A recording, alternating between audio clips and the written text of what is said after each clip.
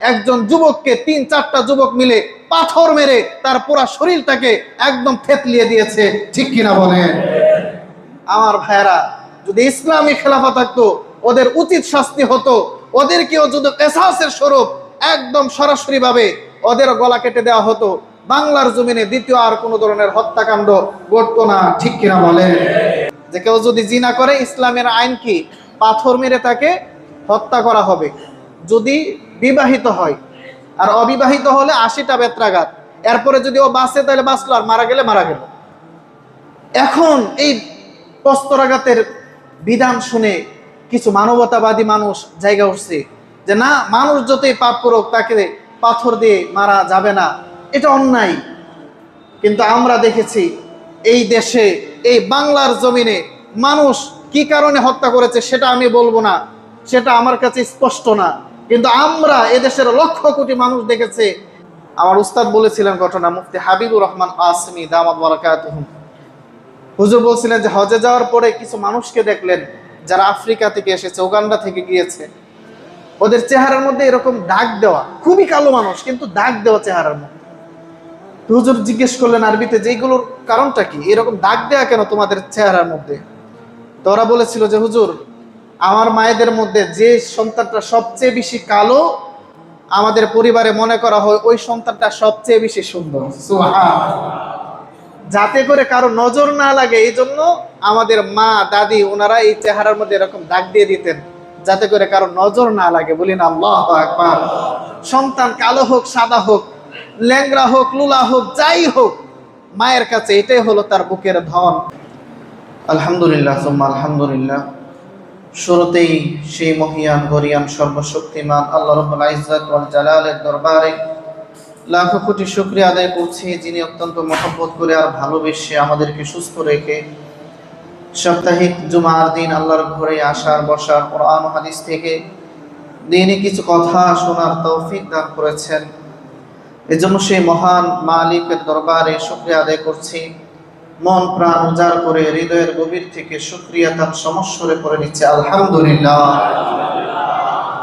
অসংখ্য অগণিত দরুদ ও সালাম, রহমত, শান্তি বর্ষিত হোক আমাদের প্রাণের চেয়েও প্রিয় নবীজি সাইয়্যিদুল মুরসালিন, ইমামুল মুরসালিন, খাতামুন নবিয়্যিন, শফিউল মুযনিবিন মুহাম্মাদুর রাসূলুল্লাহ সাল্লাল্লাহু আলাইহি ওয়াসাল্লাম।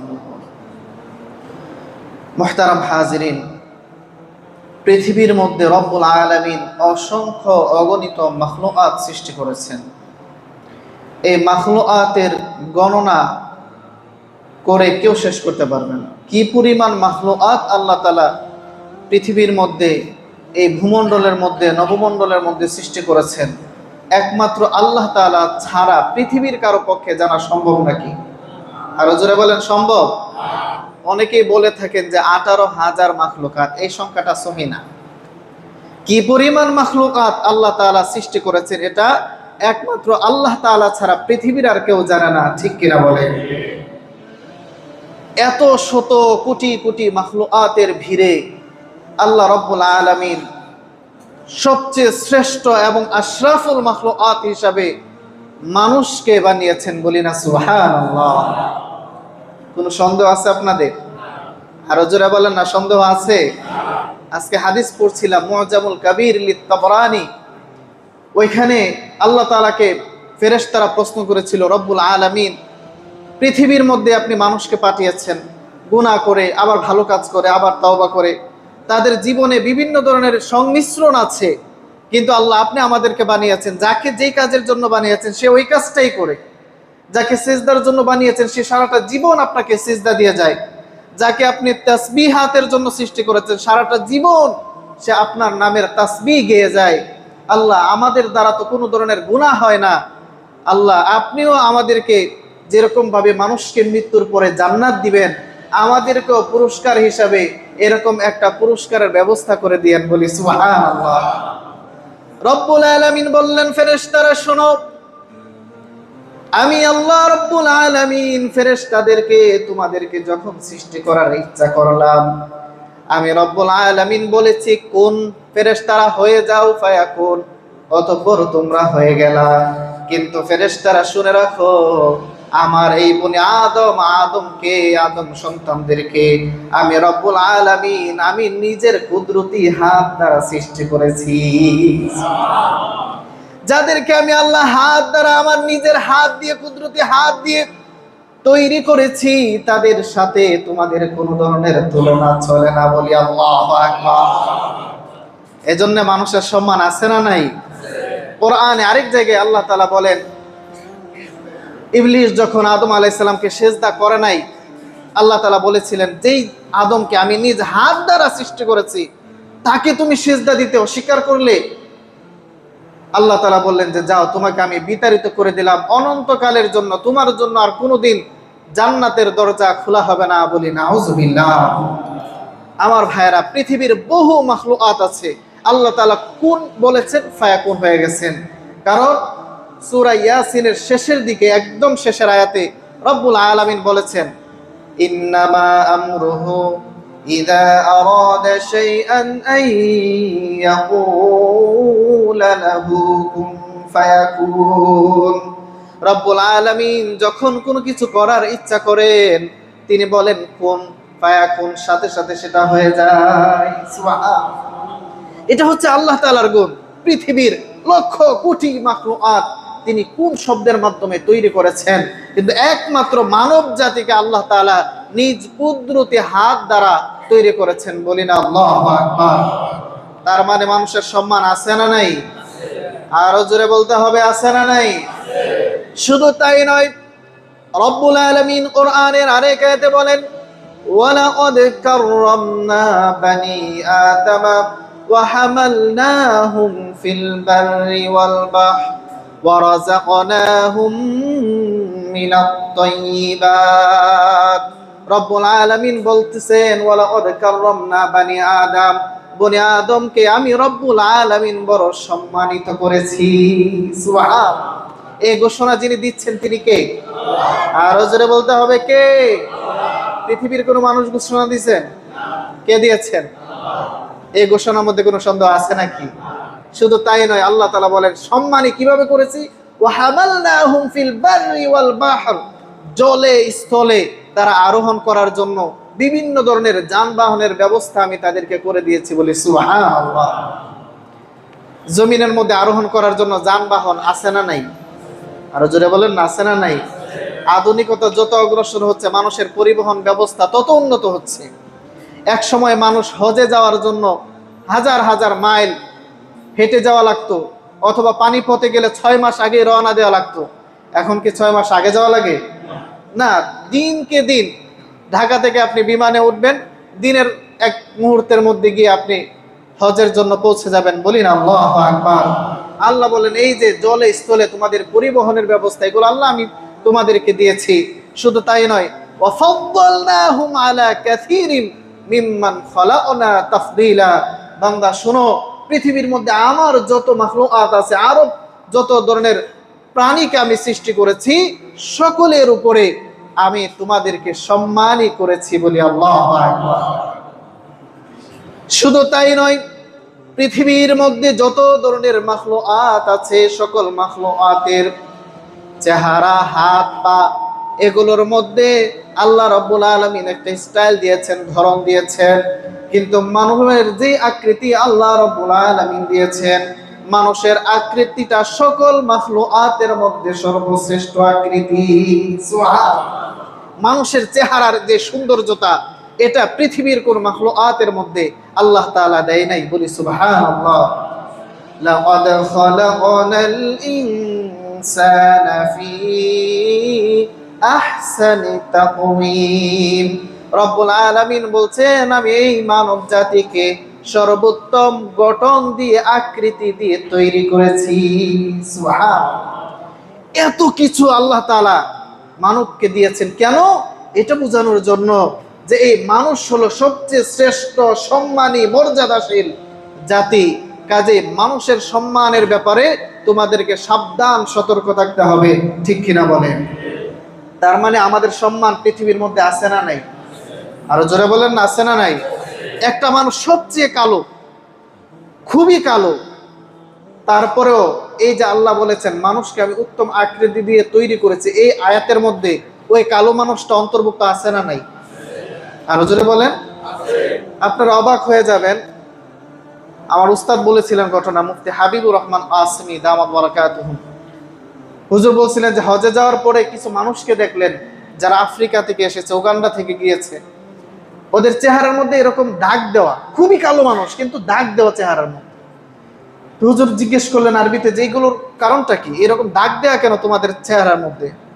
তো ওরা বলেছিল যে হুজুর, আমার মায়েদের মধ্যে যে সন্তানটা সবচেয়ে বেশি কালো আমাদের পরিবারে মনে করা হয় ওই সন্তানটা সবচেয়ে বেশি সুন্দর। সুবহানাল্লাহ।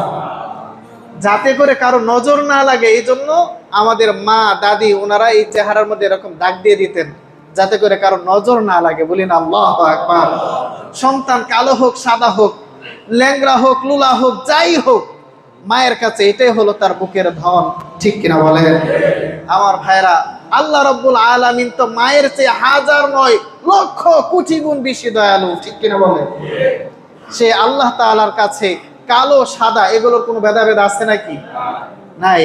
এজন্য সমাজে যে খাটো হোক, লম্বা হোক, কালো হোক, সাদা হোক, যে কোনো বর্ণের হোক, সে আল্লাহ তাআলার এই আয়াতের অন্তর্ভুক্ত। আল্লাহ তাআলা তাকেও সর্বশ্রেষ্ঠ মাখলুক হিসাবে সৃষ্টি করেছেন বলে সুবহানাল্লাহ। আমার ভাইরা, সেদিকে যাচ্ছি না। আজকে যে আয়াত তেলাওয়াত করেছি, এতক্ষণের এই আলোচনার দ্বারা আপনারা কি বুঝলেন? মানুষের সম্মান মর্যাদা আছে না নাই? এই মর্যাদার ঘোষণা যিনি দিয়েছেন তিনি কে? আল্লাহ তাআলা ঘোষণা দিয়েছেন, মানুষের ইজ্জত সম্মানকে বৃদ্ধি করে দিয়েছেন। গত জুমায় আলোচনা করেছিলাম যে মানুষের অধিকার আল্লাহ তাআলা কিভাবে নিশ্চিত করেছেন। এই মানুষকে কেউ যদি হত্যা করে, এর চেয়ে বড় পাপ, এর চেয়ে বড় অপরাধ পৃথিবীর মধ্যে আর দ্বিতীয়টা আছে নাকি? আরো জোরে বলেন, আছে?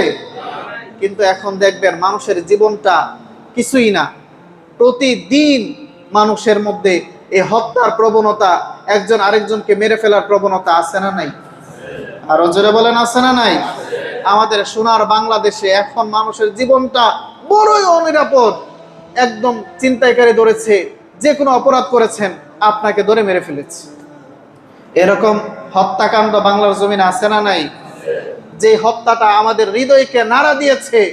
আমরা প্রায় সময় আপনাদেরকে ইসলামী খেলাফার কথা বলি, ইসলামী শাসন ব্যবস্থার কথা বলি, জিনা করলে রজম মারতে হয় এই আইনগুলো বলি না আপনাদেরকে? যে কেউ যদি জিনা করে ইসলামের আইন কি? পাথর মেরে তাকে হত্যা করা হবে যদি বিবাহিত হয়, আর অবিবাহিত হলে 80টা বেত্রাঘাত। এরপরে যদি ও বাঁচে তাহলে বাঁচলো, আর মারা গেলে মারা গেল। এখন এই প্রস্তরাঘাতের বিধান শুনে কিছু মানবতাবাদী মানুষ জায়গা উঠছে যে না, মানুষ যতই পাপ করুক তাকে পাথর দিয়ে মারা যাবে না, এটা অন্যায়। কিন্তু আমরা দেখেছি এই দেশে, এই বাংলার জমিনে মানুষ কি কারণে হত্যা করেছে সেটা আমি বলবো না, সেটা আমার কাছে স্পষ্ট না। কিন্তু আমরা এদেশের লক্ষ কোটি মানুষ দেখেছে একজন যুবককে 3-4টা যুবক মিলে পাথর মেরে তার পুরা শরীরটাকে একদম থেতলিয়ে দিয়েছে। ঠিক কিনা বলেন? আমার ভাইয়েরা, যদি ইসলামী খেলাফা থাকতো ওদের উচিত শাস্তি হতো, ওদেরকেও যদি কিসাসের স্বরূপ একদম সরাসরি ভাবে ওদের গলা কেটে দেওয়া হতো, বাংলার জমিনে দ্বিতীয় আর কোনো ধরনের হত্যাকাণ্ড ঘটতো না। ঠিক কিনা বলেন? কিন্তু আমরা দেখতেছি এখনো ওরা জেলের মধ্যে আছে, আরামেই আছে। ঠিক কিনা বলেন? বরঞ্চ আপনারা অবাক হবেন, জেলের ভেতরে ওর এরকম রিপোর্ট নিচ্ছে সাংবাদিক এসে যে তুমি কেন হত্যা করলা, তোমার ভিতরে কোনো গিল্টি ফিল করছো কিনা, অনুশোচনা বোধ করছো কিনা। সে বলছে যে না, আমি জেনে বুঝে হত্যা করছি। নাউজুবিল্লাহ বলবেন না? এই হচ্ছে আমাদের মানসিকতা, এরকম তৈরি হয়ে গিয়েছে। অথচ আল্লাহ তাআলা বলেন যে মানুষ হলো সর্বশ্রেষ্ঠ জাতি, মানুষ হলো মর্যাদাশীল জাতি। একজন মানুষকে অন্যায়ভাবে হত্যা করা কোনো মানুষের পক্ষে জায়েজ নয় বলে সুবহানাল্লাহ। কিন্তু আমরা দেখছি চিন্তায়ের নামে, লুটতরাজের নামে, চাঁদাবাজির নামে এক একজন মানুষ প্রতিনিয়ত মৃত্যুর পথের যাত্রী হয়ে যাচ্ছে। ঠিক কিনা বলেন? কি কারণে হচ্ছে? এই কারণগুলো আমরা আলোচনা করতে যাব না। রাজনৈতিক কোনো বয়ান আমি জীবনেও কোনোদিন করে নাই, ভবিষ্যতেও করব না। কিন্তু অন্যায় হলে সে অন্যায়ের প্রতিবাদ করার দরকার আছে না নাই? নাকি আপনারা অন্যায় দিকে চুপ করে বসে থাকবেন? ওই ছেলেটাকে যখন 3-4টা যুবক পাথর মেরে ওর পুরা দেহটাকে চূর্ণ বিচূর্ণ করে দিচ্ছিল। আশপাশে না হলে আরো 100-র উপরে মানুষ ছিল, সবাই যদি এগিয়ে আসতো তাদের পক্ষে কি অপরাধটা করা সম্ভব হতো? আমাদের মাইন্ডই এরকম হয়ে গেছে যে না, ওরে মারতেছে, বাস ওই পর্যন্তই থাকুক, আমাকে তো কিছু করতেছে। আমার ভাইয়েরা, সেদিকে যাচ্ছি না। আল্লাহ রাব্বুল আলামিন বলছেন, মানুষকে আমি শ্রেষ্ঠ বানিয়ে, সর্বশ্রেষ্ঠ বানিয়ে, আশরাফুল মাখলুকাত বানিয়ে সৃষ্টি করেছি। সাবধান, এই মানুষকে তোমরা অন্যায়ভাবে কখনোই হত্যা করবা না। বলি না সুবহানাল্লাহ। আমার ভাইয়েরা, আল্লাহ রাব্বুল আলামিন কোরআনে কারিমের মধ্যে বলেন, মিন আজলি যালিক কাতাবনা আলা বানি ইসরাঈলা আন্নাহু মান ক্বাতালান নাসা জামিআ। রব্বুল আলামিন বলেন, পৃথিবীর মধ্যে কোন মানুষ যদি একজন মানুষকে হত্যা করে, ফাকান্নামা ক্বাতালান নাসা জামিআ, সে যেন পুরা একটা সম্প্রদায়কে, সবাইকে হত্যা করেছে। বলি নাউজুবিল্লাহ। একজন মানুষকে হত্যা করা পুরা সমাজটাকে হত্যা করার নামান্তর। এই ঘোষণা যিনি দিয়েছেন তিনি কে? আর জোরে বলতে হবে কে? আল্লাহ রাব্বুল আলামিন এই ঘোষণা দিয়েছেন। শুধু তাই নয়, রব্বুল আলামিন বলেন, কাবিল যখন হাবিলকে হত্যা করে, পৃথিবীর মানুষের ইতিহাসে সর্বপ্রথম হত্যাকাণ্ড যখন হয়, আল্লাহ রাব্বুল আলামিন এই ঘটনা কোরআনের মধ্যে তুলে ধরেছেন। আমার বন্ধুগণ, আপনারা এই ঘটনা জানেন। হাবিল তখন বলেছিল, ভাই তুমি যদি আমাকে হত্যাও করে ফেলো, তারপরে আমি তোমাকে হত্যা করার জন্য এগিয়ে যাব না, কারণ আমি ধৈর্য ধরবো। আর যারা ধৈর্য ধরে আল্লাহ রাব্বুল আলামিন তাদেরকে বড় ভালোবাসেন। সুবহানাল্লাহ। আপনাকে যদি হত্যা করতে কেউ আসে, ধৈর্য ধরবেন, পারলে প্রতিরোধ করবেন, কিন্তু আরেকজনকে হত্যা করতে কখনোই যাবেন না, কারণ হত্যা করাকে যিনি হারাম করে দিয়েছেন তিনি কে? আরো জোরে বলেন কে? আল্লাহর পয়গম্বর বলেন, এমন একটা জামানা আসবে, ওই জামানার মধ্যে দুইজন মানুষ তরবারি নিয়ে একজন আরেকজনের দিকে যাচ্ছে। ইদাল তাকাল মুসলিমান বিসাইফাইহিমা ফাল কাতিল ওয়াল মাকতুলু ফিন্নার। রাসূল বলেন, এমন এক জামানা আসবে যখন তরবারি নিয়ে, বন্দুক নিয়ে, হত্যা করার জন্য অস্ত্র নিয়ে একজন আরেকজনের দিকে এগিয়ে যাবে। যে ব্যক্তি মারা যাবে সেও জাহান্নামে যাবে, আর যে ব্যক্তি মারবে, হত্যা করবে, সেও জাহান্নামে যাবে। সাহাবায়ে কেরাম প্রশ্ন করলেন, ইয়া রাসূলুল্লাহ, যে ব্যক্তিটা হত্যা করেছে সে জাহান্নামে যাবে, এটা আমাদের বুঝে এসেছে, কিন্তু যে ব্যক্তিটা মারা গিয়েছে ওই ব্যক্তিটা কেন জাহান্নামে যাবে?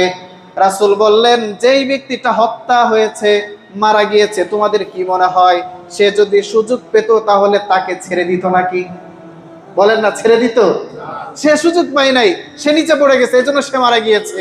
রাসূল বলেন, শেষ জামানায় এজন্য নিজেকে খুব সেভে রাখতে হবে, সব ধরনের মারামারি থেকে নিজেদেরকে হেফাজত রাখতে হবে, কারণ এই জামানা চলে গিয়েছে না, বর্তমানে আমরা আছি এই জামানার মধ্যে।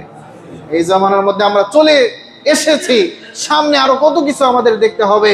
আমার ভাইয়েরা, যেটা বলার উদ্দেশ্য, আমার দ্বারা, আমার বয়ান যারা শুনছেন, আপনাদের দ্বারা যেন অন্যায়ভাবে কোনো মানুষের হত্যা না হয়, এরকম শপথ আমরা নিতে পারি না ইনশাআল্লাহ? সকলে বলেন না ইনশাআল্লাহ? কারণ কেউ যখন অন্যায়ভাবে অপর একজন মুসলমানকে হত্যা করবে, রব্বুল আলামিন বলেন, وَمَن يَقْتُلْ مُؤْمِنًا مُتَعَمِّدًا فَجَزَاؤُهُ جَهَنَّمُ خَالِدًا فِيهَا। রব্বুল আলামিন বলেন, যে ব্যক্তি জেনে শুনে ইচ্ছাকৃতভাবে একজন মুসলমানকে হত্যা করবে, আল্লাহ রব্বুল আলামিন বলেন, ওই ব্যক্তিটার জন্য, ওই মানুষটার জন্য আমি এমন এক জাহান্নাম তৈরি করেছি, ওই জাহান্নামের মধ্যে অনন্তকাল সে থাকতে থাকবে। নাউজুবিল্লাহ। এটা আল্লাহ তাআলার ঘোষণা। এজন্য হত্যার দিকে, কাউকে হত্যা করার জন্য আমাদের হাত যেন কখনো প্রসারিত না হয়। সতর্ক থাকবেন তো ইনশাআল্লাহ?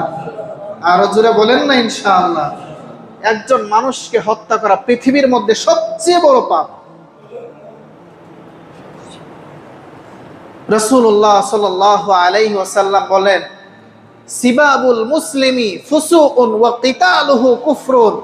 শুনো, তোমাদের মধ্যে কোনো মুসলমান যদি আরেক মুসলমানকে গালি দেয়, তাহলে সে সাথে সাথে ফাসিক হয়ে গেল, ফাসিকি কাজ করলো, বলি নাউজুবিল্লাহ। ওয়া কিতালুহু কুফরুন, আর কেউ যদি একজন আরেকজনকে হত্যা করে অন্যায় ভাবে, তাহলে সে যেন কাফের হয়ে গেছে। নাউজুবিল্লাহ বলবেন না?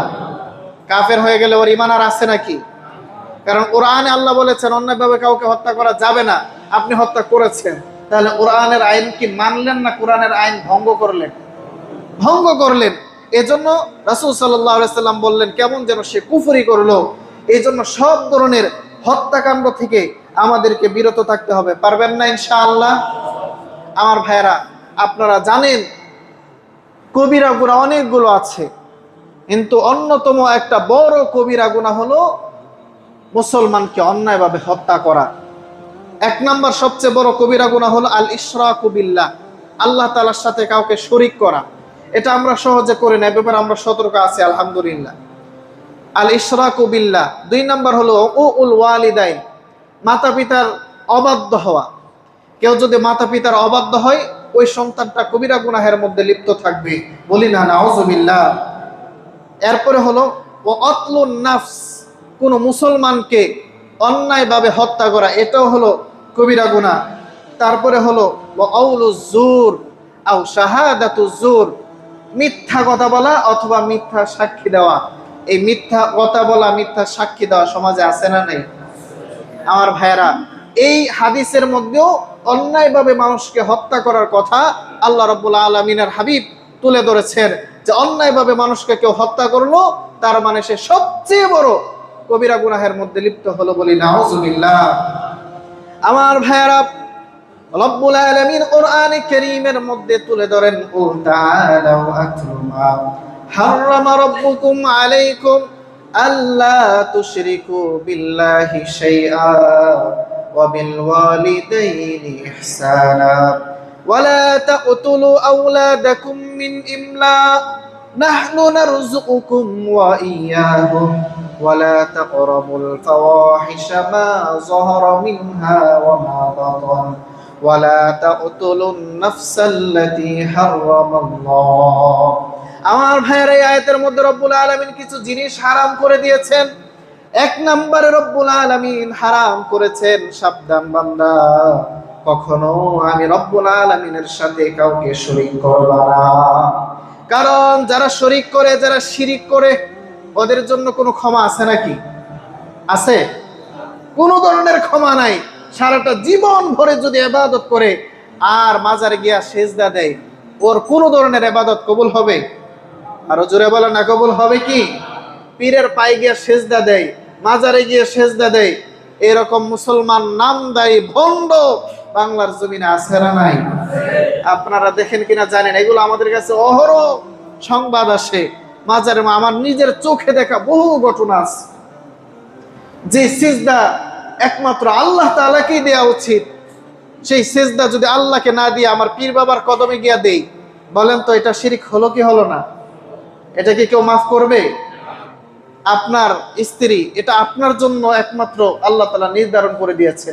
আমি মনে করি যাদের গায়রত আছে, যাদের আত্মসম্মান আছে, মর্যাদা আছে, সে যদি দেখে তার নিজের স্ত্রী আরেক পুরুষের সাথে শুয়ে আছে, সে কি এটা সহ্য করবে?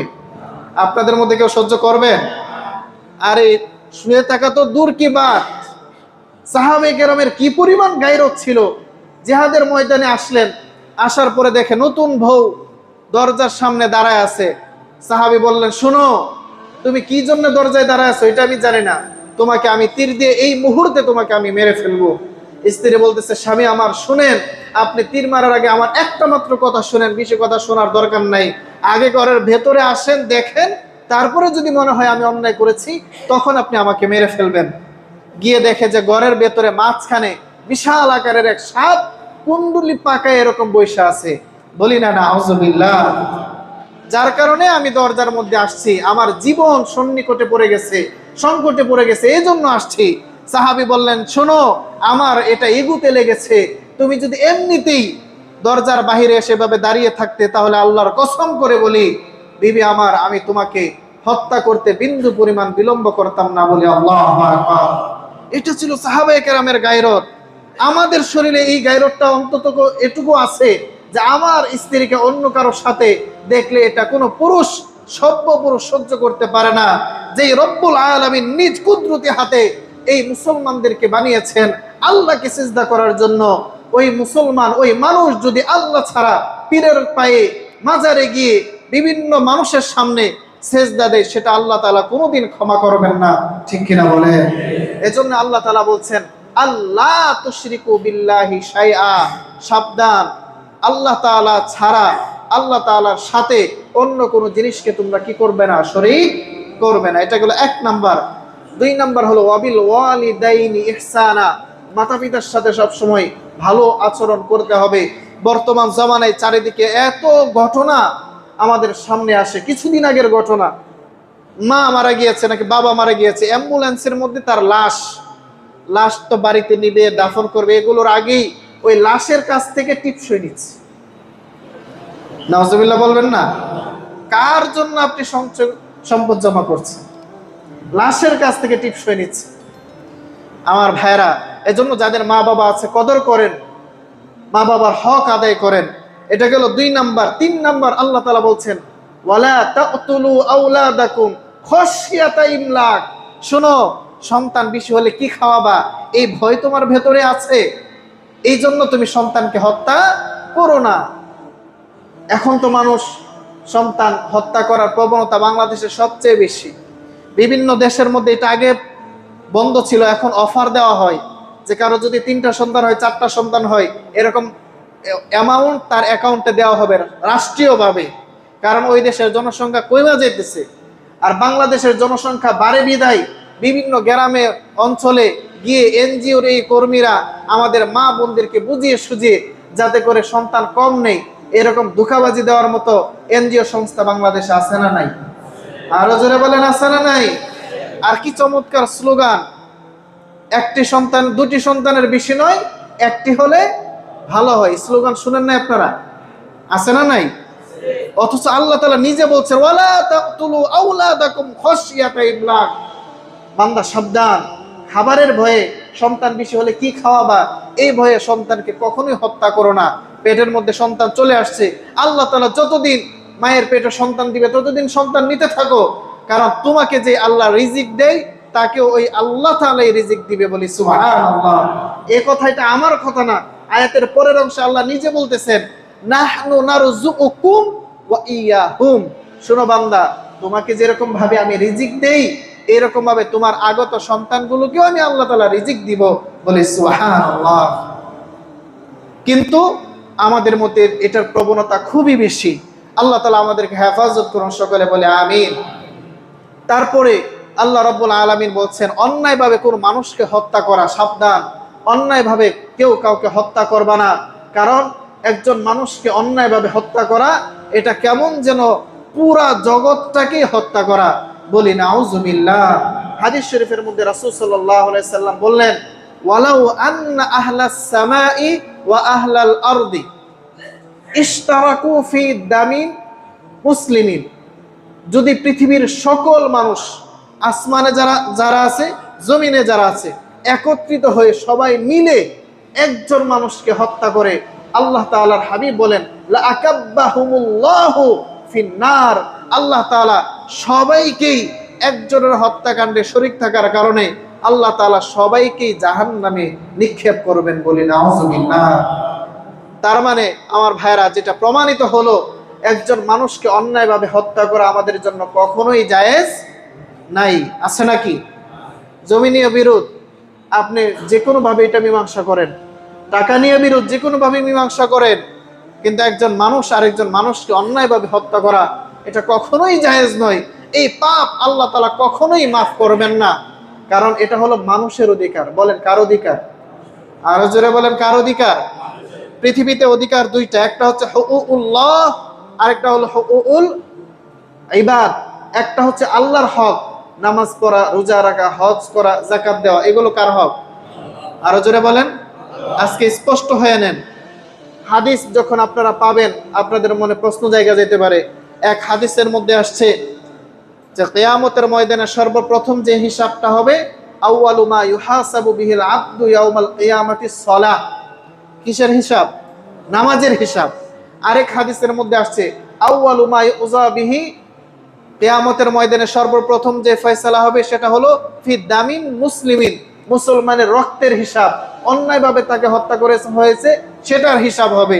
দুই হাদিসেই বলা হলো যে প্রথম হিসাব হবে। তাহলে প্রথম তো দুইটা একসাথে হইতে পারে, একসাথে হইতে পারে, যেটা আগে হবে সেটা প্রথম, এরপরে যেটা হবে সেটা দ্বিতীয়, দুইটা একসাথে প্রথম হইতে পারে না। এর ব্যাখ্যাটা হলো যে আল্লাহ তাআলার হকের ব্যাপারে সর্বপ্রথম যে হিসাব হবে সেটা হলো নামাজের হিসাব। নামাজ, রোজা, হজ, যাকাত এগুলোর মধ্যে প্রথম যে হিসাব হবে সেটা কিসের হিসাব? নামাজের। আর হুকুকুল ইবাদ, বান্দার হকের মধ্যে সর্বপ্রথম যে হিসাবটা হবে সেটা হলো বান্দাকে অন্যায়ভাবে হত্যা করা হয়েছে কেন, এটার হিসাব সর্বপ্রথম হবে। এজন্য আমার ভাইরা, সব ধরনের হত্যাকাণ্ড থেকে আমাদেরকে বিরত থাকতে হবে। পারবেন না ইনশাআল্লাহ? আরো জোরে বলেন না ইনশাআল্লাহ? আমার ভাইরা, সর্বশেষ পৃথিবীতে তিনটা কারণে মানুষকে হত্যা করা জায়েজ। বলেন কয়টা কারণে? আরো জোরে বলেন কয়টা? লা ইয়াহিল্লু লিইমরিইম মুসলিমিন ইয়াশহাদু আল্লা ইলাহা ইল্লাল্লাহ ওয়া আন্নী রাসূলুল্লাহ। পৃথিবীর মধ্যে যদি কোনো মানুষ বলে যে আল্লাহ তাআলা ছাড়া আর কোনো মাবুদ নাই এবং আমি নবী মুহাম্মদ সাল্লাল্লাহু আলাইহি সাল্লাম আল্লাহ তাআলার রাসূল, এই সাক্ষ্য যে ব্যক্তি দিবে ওই ব্যক্তিকে হত্যা করা কারোর জন্য কি নেই? জায়েজ নেই। তবে তিন শ্রেণীর মানুষকে হত্যা করা কি আছে? জায়েজ আছে। এক নাম্বার, শুনে নেন ভালো করে, এক নাম্বার আস-সাইয়্যিবুজ জানি, বিবাহিত মানুষ, ঘরে বউ আছে, এরপরে পরকিয়া করেছে, আরেক মেয়ের সাথে গিয়ে জিনা করেছে। ওই ব্যক্তিকে যদি তোমরা ধরতে পারো, প্রমাণিত হয়, তাহলে তাকে হত্যা করবা। এই হত্যাটাকে যিনি হালাল করে দিয়েছেন তিনি কে? আরো জোরে বলেন কে? আল্লাহ তাআলা হালাল করে দিয়েছেন। কারণ একটা ঘটনার যদি কঠিন শাস্তি হয়, পৃথিবীর সকল পরকিয়া বন্ধ হয়ে যায়। ঠিক কিনা বলেন? একটা জিনার শাস্তি যদি কঠিনভাবে বাস্তবায়ন হয়, তাহলে পৃথিবীর কোনো মানুষ নিজের ঘরে বউ রেখে অন্যের বউয়ের দিকে কোনো নজর দিত না। ঠিক কিনা বলেন? কিন্তু শাস্তি নাই, কিছুই নাই, বরং সমাজ ব্যবস্থা এমন ভাবে কলুষিত হয়েছে, একটা নয়, দুইটা নয়, হাজারটা পরকিয়া করলেও এখন আর সমস্যা হয় না। ঠিক কিনা বলেন? এক নাম্বার কারণ হলো বিবাহিত পুরুষ যদি জিনা করে তাকে হত্যা করা, ইসলামী খেলাফা থাকলে এটা হালাল, এক নাম্বার। দুই নাম্বার হলো ওয়ান নাফসু বিন নাফস, অন্যায়ভাবে কেউ যদি কাউকে হত্যা করে, প্রতিদান হিসাবে, প্রতিশোধ হিসাবে তাকেও হত্যা করা হবে, এটা আল্লাহ তাআলা হালাল করে দিয়েছেন। তিন নাম্বার হলো আত-তারিকু লিদীনিহি। বাংলাদেশে আগে একটা সময় খুব বেশি ছিল, 2013 সালের দিকে নাস্তিক মুরতাদদের সংখ্যা বেড়ে গিয়েছিল, এখনো তলে তলে আছে। তিন নাম্বার হলো আত-তারিকু লিদীনিহি।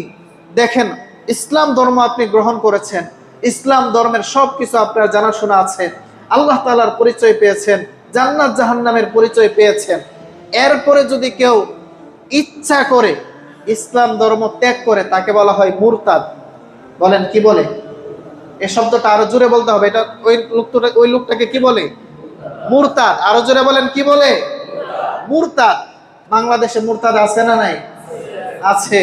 আপনারা দেখবেন যারা মুসলমান হয়েও, নামদারি মুসলমান হয়ে ইসলামের বিভিন্ন নিয়মের, কোরআনের বিভিন্ন আয়াতের বিরোধিতা করে, হাদিসের বিরোধিতা করে, কোরআনের শাসন ব্যবস্থার বিরোধিতা করে, মনে করতে হবে ওই ব্যক্তির ভেতরে ইসলাম আর নাই, সে মুরতাদ হয়ে গেছে। ঠিক কিনা বলে? আমার ভাইরা, আত-তারিকু লিদীনি আল মুফারিকু লিল জামা, দিনকে ছেড়ে দিয়েছে। ইসলাম যে একটা রজ্জু ছিল, এই রজ্জুটাকে ছেড়ে দিয়ে একাকী হয়ে গেছে, ইসলামকে আলাদা করে দিয়েছে, ওই ব্যক্তিটা হলো মুরতাদ। ইসলামী খেলাফা থাকলে ওই ব্যক্তিটাকে ধরতে পারলে তাকে ধরে হত্যা করে ফেলতে হবে।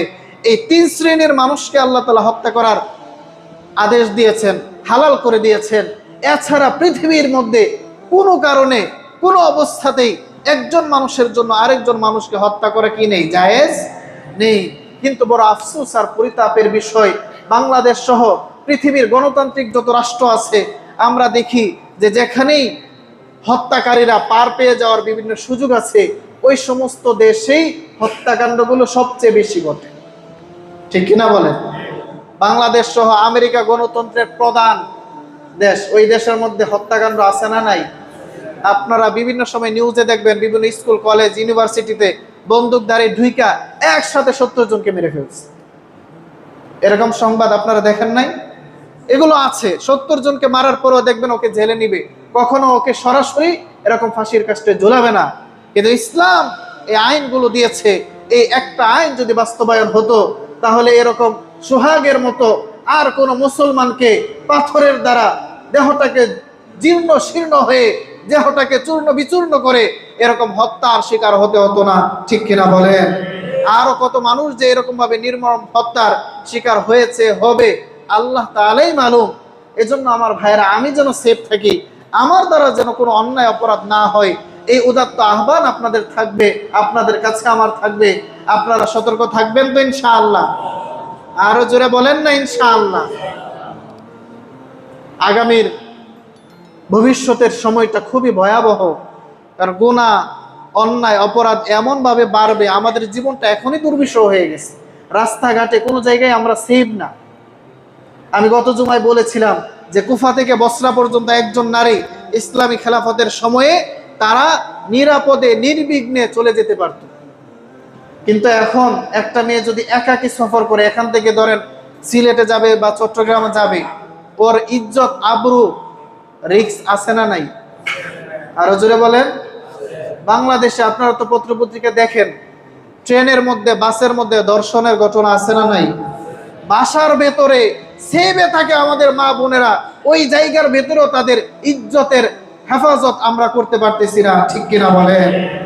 এই গণতন্ত্র দিয়ে আমাদের কি হবে?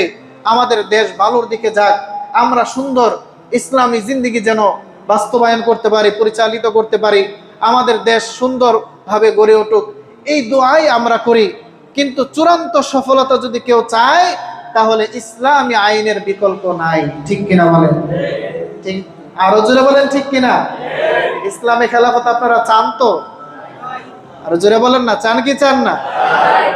আরো জোরে বলতে হবে, চান কি চান না? তার মানে কি এখনই গিয়ে সংসদ ভবন দখল করে নিবেন? পুলিশে মেরে ফেলবেন? হাতের মধ্যে পিস্তল নিয়ে রাস্তার মধ্যে নেমে যাবেন? 10-15 জন মিল্লা রামদা চাপাতি আর ইয়া নিয়ে রাস্তার মধ্যে নেমে যাবেন নাকি? না, এগুলো হচ্ছে সন্ত্রাস। জিহাদের সাথে সন্ত্রাসের সাথে, জিহাদ আর সন্ত্রাস দুইটা দুই মেরুর জিনিস। সন্ত্রাসবাদের সাথে জিহাদের বিন্দু পরিমাণ সম্পর্ক নাই। ঠিক কিনা বলেন? এই বিষয়টা আমরা সব সময় স্পষ্ট করি। আজকে আমি যদি মনে করি যে না, সংসদ ভবনে গিয়ে আক্রমণ করলে, কয়েকটা পুলিশ মেরে ফেললে মনে হয় আমি বিশাল কিছু করে ফেললাম, না, এটা হচ্ছে আত্মঘাতী জিনিস। এটার নাম জিহাদ না। এটাকে যদি কেউ জিহাদ বলে, আপনারা ভুল মনে করবেন। যদি হঠাৎ করে দেখেন যে আপনার ছেলে বা আপনার কোনো আত্মীয় এরকম ভাবে বিভিন্ন গোপন কোনো সন্ত্রাসী সংগঠনের সাথে মিলে গিয়েছে, তার মানে মনে করতে হবে সে দেশের জন্য একটা চক্রান্ত করতেছে। ঠিক কিনা বলে? জিহাদ কখন আসবে? আপনাদের জিহাদের কথা বলি, ইসলামী খেলাফতের কথা বলি, কিন্তু বাংলাদেশে খেলাফত আসবে কি আসবে না, আদৌ আসবে কিনা সেটা আমরা জানি না। কিন্তু আলামত আপনাদেরকে বলে দেই, পৃথিবীতে বাংলাদেশে কখনো যদি এটা আপনারা পেতে পারেন, আপনাদের সন্তান নাতি পুতিরা পাইতে পারে, এটা জানি না কখন আসবে, যখন দেখবেন একজন আমিরুল মুমিনিন প্রকাশ্য থাকবে।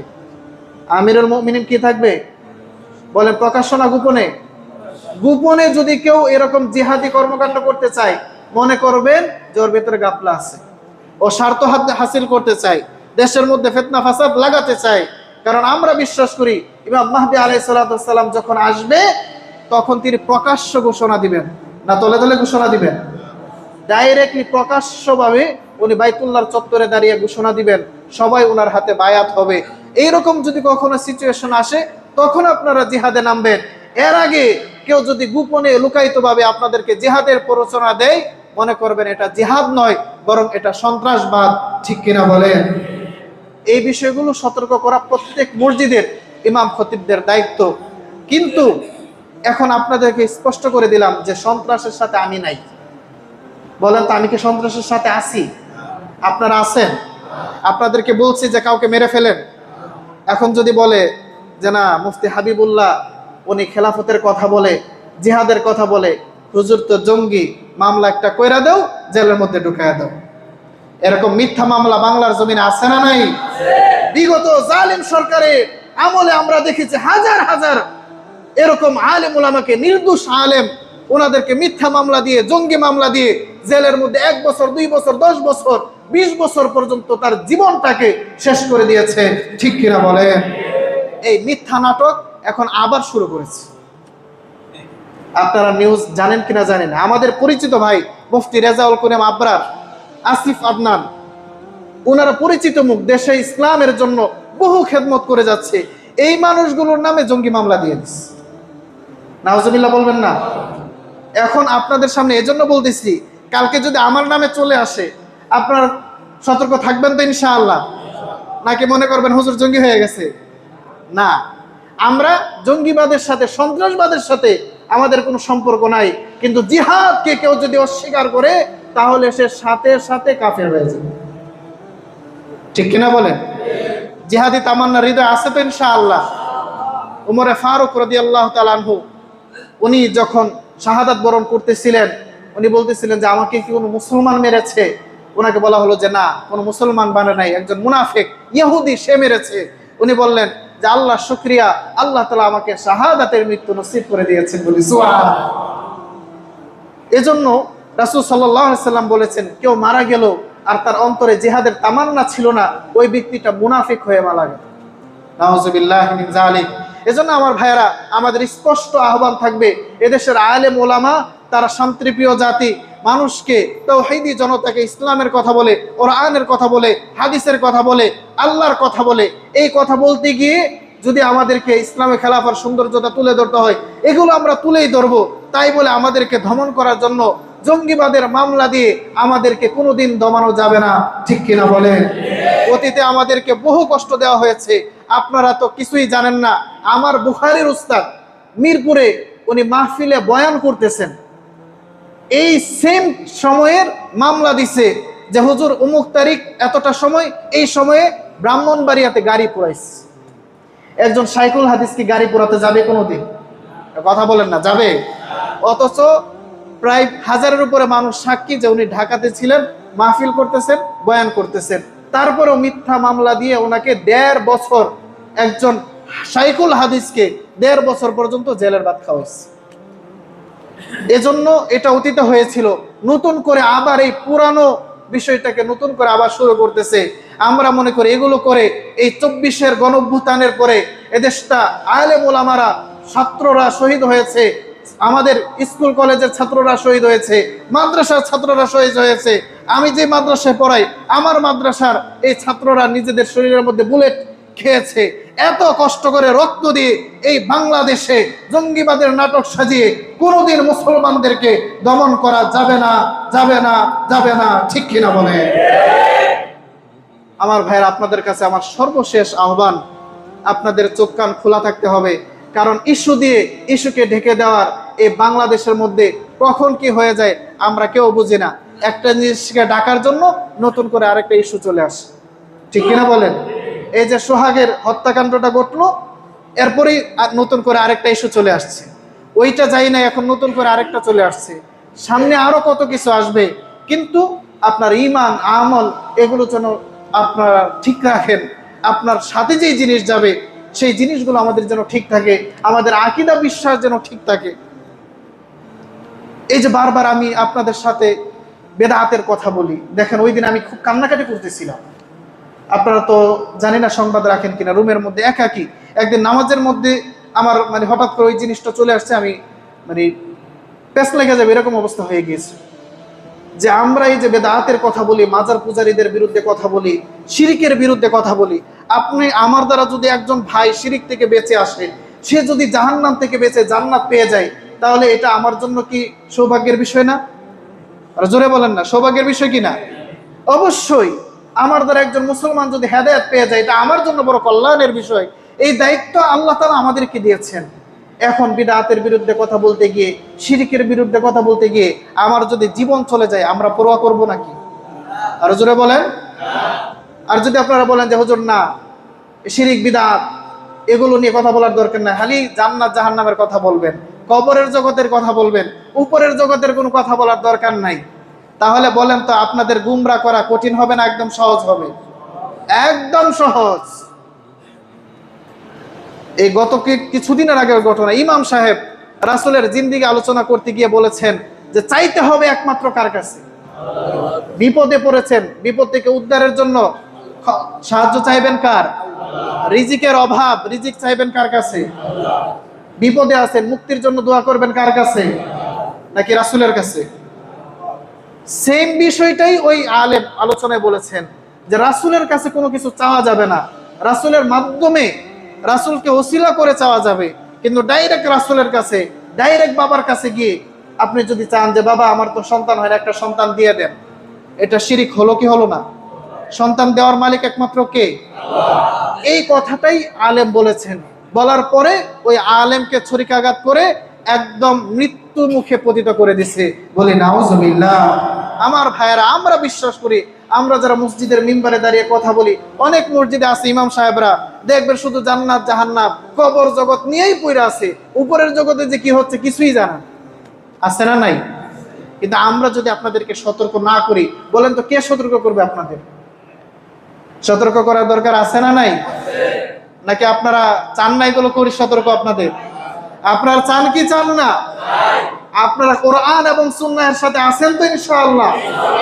ইসলামী খেলাফতের স্বপ্ন দেখেন তো ইনশাআল্লাহ? কোরআনের আইন এদেশের আকাশে উড্ডীন হোক, ইসলামের পতাকা এদেশের আকাশের মধ্যে পতপত করে উড়ুক, এটা আমরা চাই কি চাই না? এর জন্য বুকের তাজা রক্ত যদি দিতে হয়, রাজি আছেন তো ইনশাআল্লাহ? আল্লাহ তাআলা আমাদের সবাইকে কবুল করুন, সকলে বলি আমিন। ওয়া আখিরু দাওয়ানা আনিল হামদুলিল্লাহি রাব্বিল আলামিন।